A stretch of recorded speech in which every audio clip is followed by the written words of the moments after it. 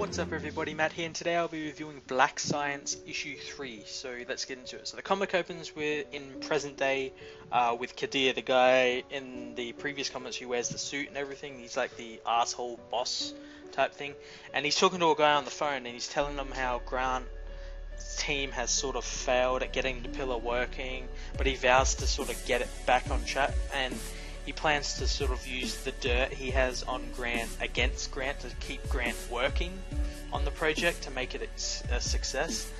We then cut to 3 hours later, and in that 3 hours the team has done amazing things like over the span of like decades and stuff.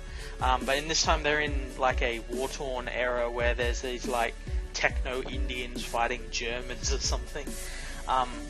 We see Ward, and he plans on taking one of the shamans that are in this like group of Indians to help save Ward, who's like dying and stuff.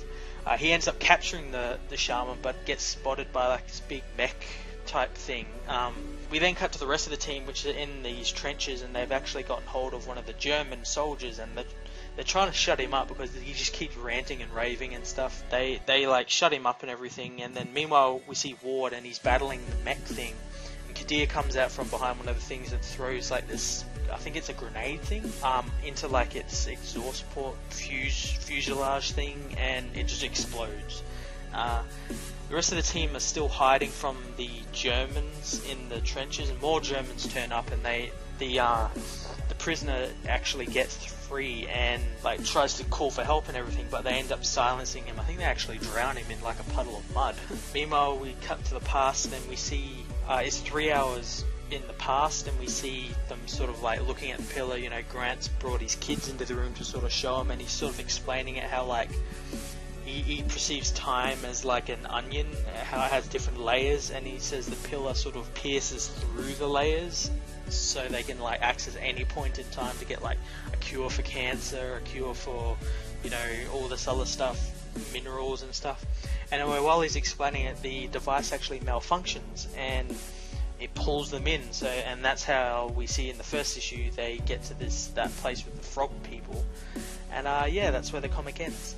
I'm really enjoying this comic. I like how it's like I want to say like a gritty Fantastic Four. It's literally Fantastic Four. It's a group of like people, sort of dimension hopping and stuff, a bit quite like how Fantastic Four do that. And it's an ensemble cast, so you've got like 6 or so people to keep track of, and Rick Miranda does a really good job at keeping you interested in all these different points.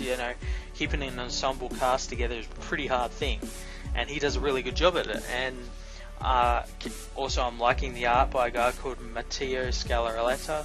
I really love like the grittiness, like in the first page there's like coffee stains, like it's been like left for a long time and stuff.